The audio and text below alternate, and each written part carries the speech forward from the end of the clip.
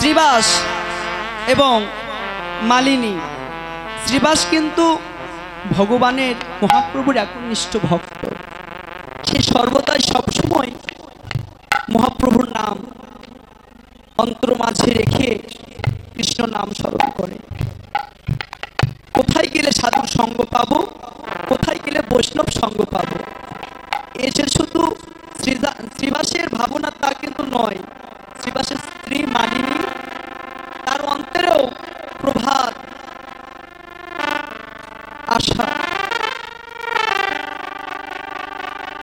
বৈষ্ণব সেবা দেওয়ার অনেক আশা।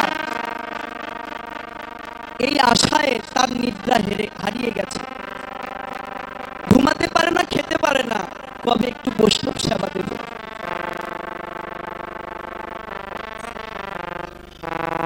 কিভাবে দেবে বলুন? তাদের যা আর্থিক অবস্থা খুব সীমিত। শ্রীবাস মাধুপুরী করে যেটুকু অর্জন করত, ওইটুকু দিয়ে তাদের কোনো মতো পেটটা চালিয়ে নিত, পেট ভরত না। এরই মাঝে কিভাবে বৈষ্ণব সেবা দেবে? কিন্তু ইচ্ছা তো আছে। জগতে দেখেন অনেক কোটিপতি আছে, অনেক ধন সম্পদওয়ালা লোক আছে, কত অকাজে কুকাজে তাদের অর্থ ব্যয় করে। কিন্তু এমন করে সাধুগুরু বৈষ্ণবের বাজারে এসে কয়জন টাকা ব্যয় করে বাবা? সকলে পারে না। যার ধন আছে তার মন নেই, যার মন আছে তার ধন নেই।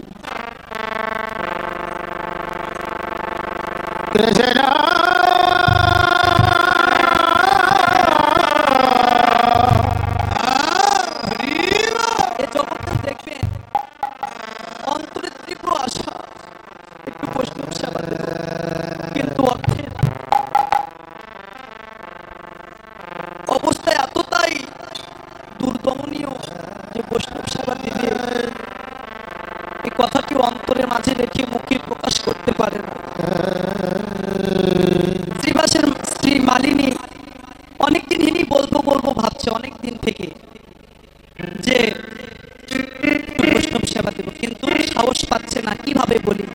যে অবস্থা, যেটুকু চাল শ্রীবাস আনে ওইটুকু তাদের পেট ভরে না, তাহলে কিভাবে বৈষ্ণব সেবা দেবে?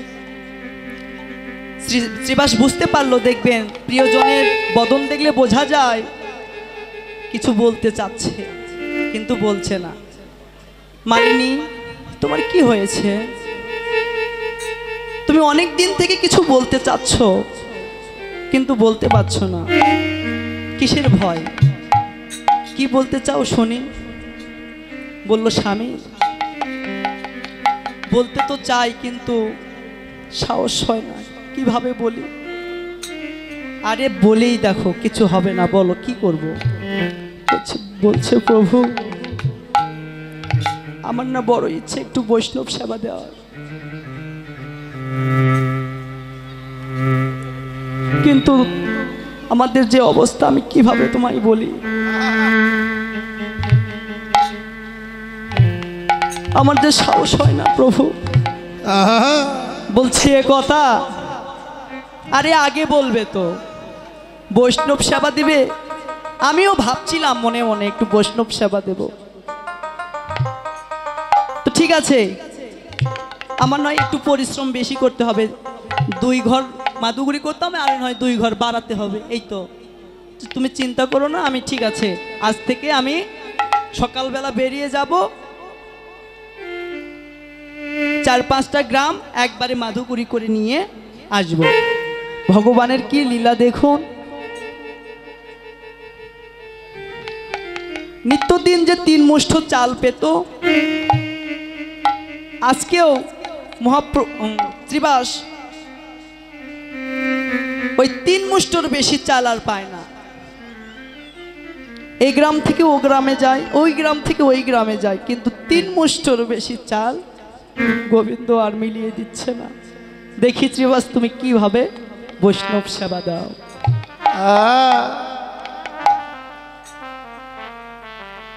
মালিনীকে এসে বলে, মালিনী ভাগ্য বোধহয় আমাদের সহায় হবে না। আমি যতই গ্রাম বাড়িয়ে যাই না কেন, ওই 3 মুষ্টির বেশি চাল আমি সংগ্রহ করতে পারি না মালিনী। আমি তোমার আশা কিভাবে পূরণ করব মালিনী?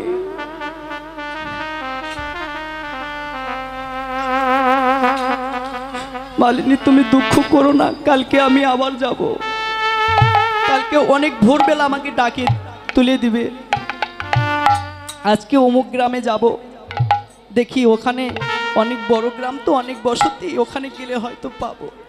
কিন্তু ভগবানের কি লীলা, সেখানে গিয়েও ওই 3 মুষ্টির বেশি চাল আর পাই না।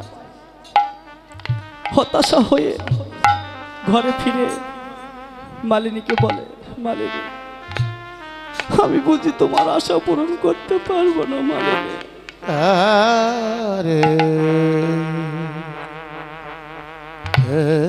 এরই মাঝে মালিনী দিন দিন অসুস্থ হয়ে যাচ্ছে, রোগা হয়ে যাচ্ছে।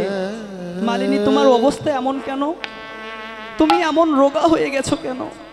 তোমার স্বাস্থ্য দিন দিন অবগণিত হয়ে যাচ্ছে। এত সুন্দর চেহারা তোমার নষ্ট হয়ে যাচ্ছে। বলছে প্রভু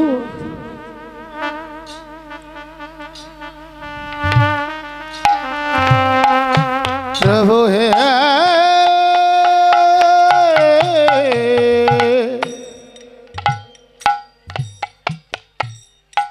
এই যে আমি 1 বস্তা চাল জড়ো করেছি, বলছি 1 বস্তা চাল তুমি কোথায় পেলে? প্রভু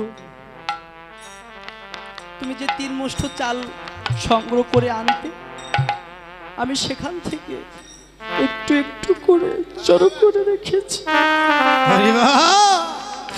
একটু একটু করে সঞ্চয় করে রেখেছি। আমি নিজে না খেয়ে এই চালটা জড়ো করেছি, এজন্য আমার স্বাস্থ্যের এমন অবস্থা হয়েছে প্রভু। তবে তুমি চিন্তা করো না, তুমি ঠিক হয়ে যাবে।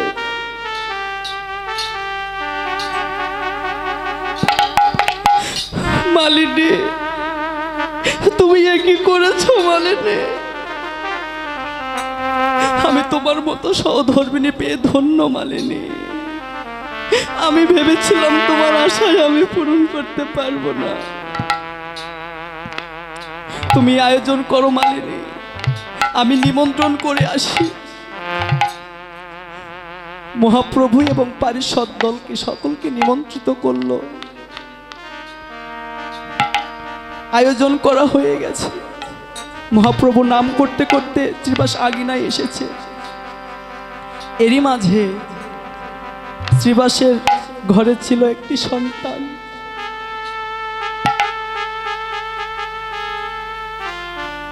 ভগবানের কি লীলা, সেই একটি মাত্র দুধের সন্তানকে কেড়ে নিল।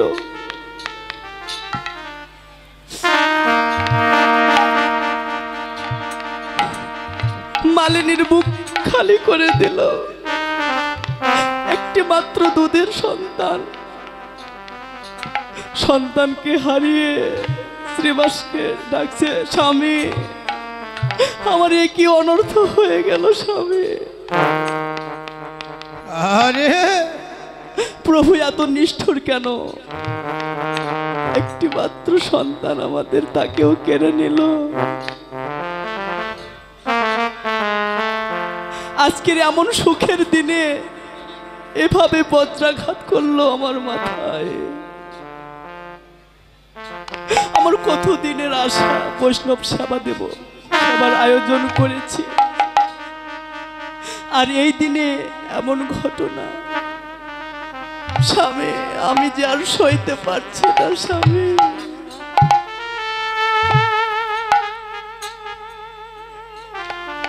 মালিনী তুমি চিন্তা করো না, যার ধন সে নিয়েছে, যার ধন সে কেড়ে নিয়েছে, তুমি চিন্তা করো না। তুমি এভাবে ব্যাকুল হয়েও না। তোমার কান্নাকাটি দেখে যদি মহাপ্রভু তোমার বাড়িতে সেবা না নেয়, যদি সেবা না নিয়ে চলে যায় আমাদের আয়োজন কি হবে? বৈষ্ণব সেবা আশা তোমার মাটি হয়ে যাবে। তুমি প্রকাশ করো না। মালিনী ওই দুধের বাচ্চাটাকে কোলে নিয়ে ঘুম পাড়িয়ে দিচ্ছে। গোপাল ঘুমাই রে,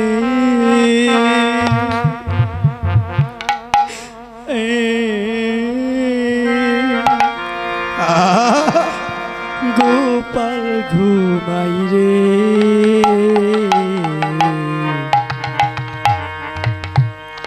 গোপালকে ঘুমিয়ে পাড়াচ্ছে। গোপাল ঘুমায়, ঘুমাই রে। দুটি নয়ন বন্ধ করে দিল। হাউ মাউ করে কাঁদছে গোবিন্দ।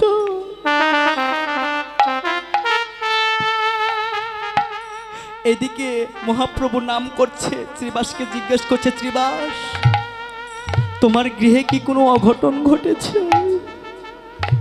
আমি নামে কেন আনন্দ পাচ্ছি না? আমি নামে কেন আনন্দ পাচ্ছি না? তোমার গৃহে কি অঘটন ঘটেছে? বলছে না প্রভু, কোনো কিছু হয়নি, কোনো ঘটনাই ঘটেনি। যার ধন সে নিয়েছে, যার ধন সে নিয়েছে।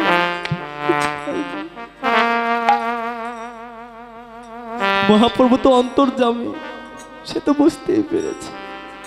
সঙ্গে সঙ্গে শ্রীবাসকে বক্ষে টেনে নিল। শ্রীবাস বলে আয় আয় শ্রীবাস আমার বক্ষে, আমার বক্ষে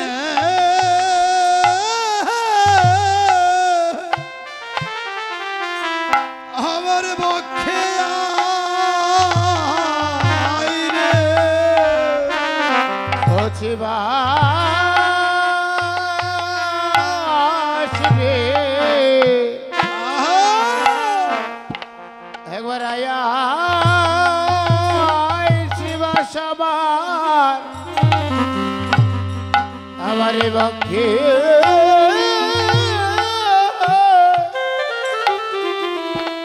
বক্ষে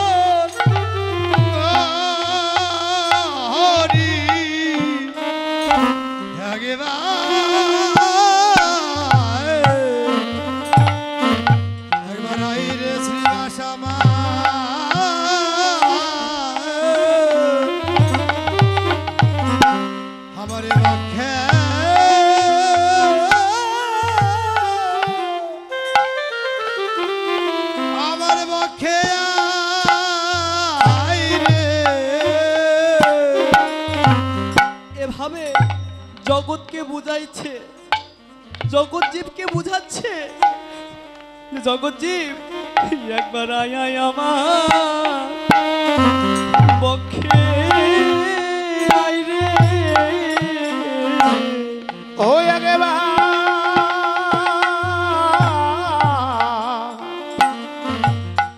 একবার আয় আয় আমার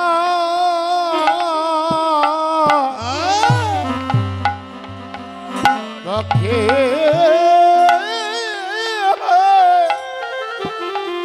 আমার এই বক্ষে আয় রে,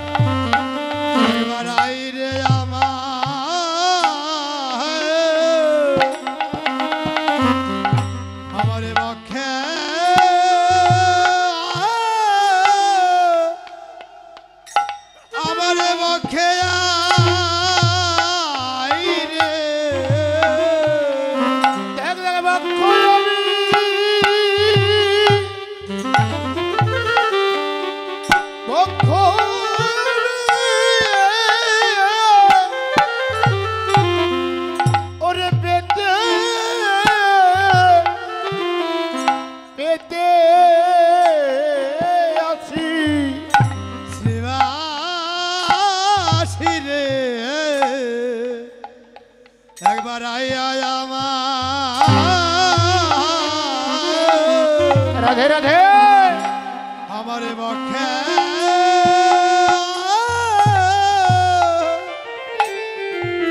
আমার বক্ষে আই রে ওরে বক্ষয়ারি জীবাশ্রে ওরে পেতে দিয়েছি একবার আয়া শিব সমাজ বক্ষয়ারি বক্ষয়াদি পেতে দিয়েছে আয়া শিবাই বক্ষয়ারি বক্ষয়াদি পেতে দিয়েছি শিবাশ্রে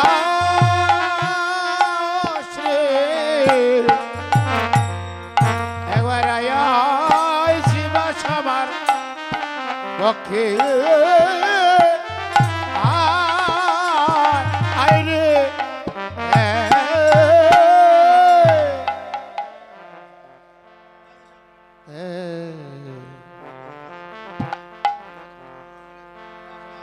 একটি আমন্ত্রণ পত্র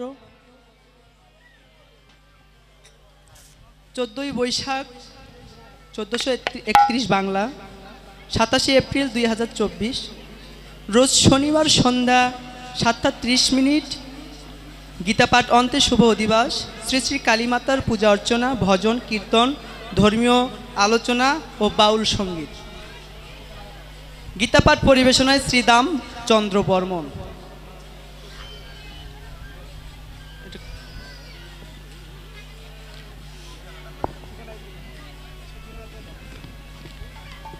উৎসব অঙ্গন হচ্ছে মুরইল বাস স্ট্যান্ড হইতে 1 কিলোমিটার দক্ষিণে পুরানপুকুর মহাশ্মশান কাহালু বগুড়া।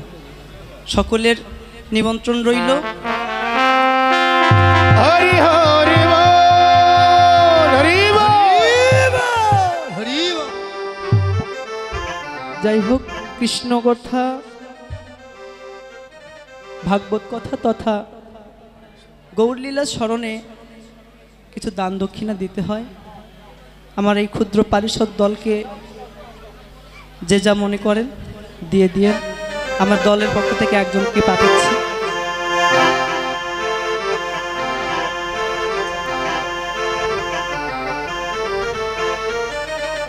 হরি বল হরি বল।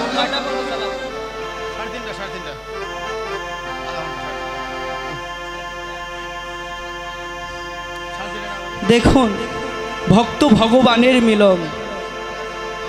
রাধে হরি বল ভক্ত ভগবানের জয় জয়। মিলনটা কত সুন্দর দেখেন। ভক্তের মাথায় বজ্রঘাত পড়লেও ভক্ত বিচলিত হন না। শাস্ত্রের দিকে এখন গেলে দেখেন ভক্ত কারা? সর্বজীবে যাদের সমদয়া, সর্বজীবে যাদের সমদয়া, যে হাতি কুকুরে ব্রাহ্মণ চণ্ডালে যাদের সমজ্ঞান, একই আত্মা সর্বভূতে বিরাজমান যাদের ভাবনা,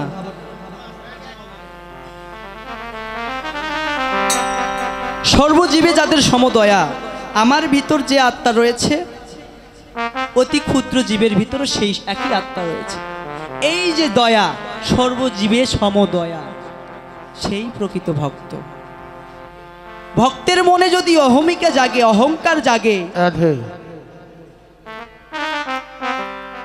ভগবান সর্বপ্রথম কি বলল? যার ভিতরে অহংকার রয়েছে তার বদন আমি দর্শন, তাকে আমি ভালোবাসি না, তাকে আমি পছন্দও করি না। সর্বপ্রথম আমাদের অহংকারকে ত্যাগ করতে হবে। অহংকারটাই এমন ভক্তের আত্মকে আবদ্ধ করে রাখে। দর্পণে যেমন ময়লা দর্পণকে আচ্ছাদন করে রাখে, তদ্রূপ অহংকারটি ভক্তের হৃদয় বাসাকে আচ্ছাদন করে রাখে।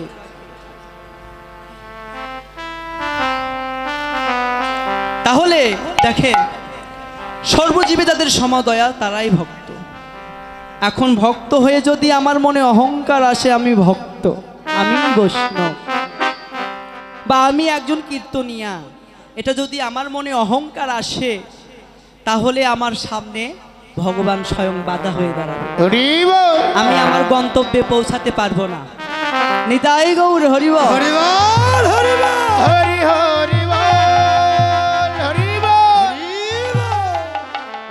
রাবণের মতো ভক্ত কিন্তু এ জগতে কেউ ছিল না, কিন্তু রাবণ বধ হলো কেন? শুধুমাত্র তার অহংকারের জন্য। রাবণ বধ হলো শুধুমাত্র অহংকারের জন্য।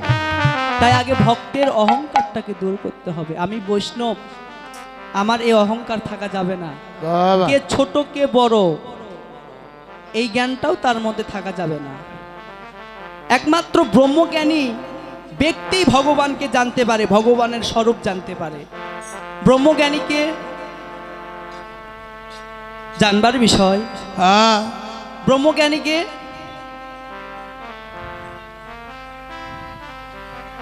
যারা অতি দুঃখেও দুঃখিত হন না, সুখেও আনন্দিত হন না, যাদের কোনো শীত গরম অনুভব নেই, এবং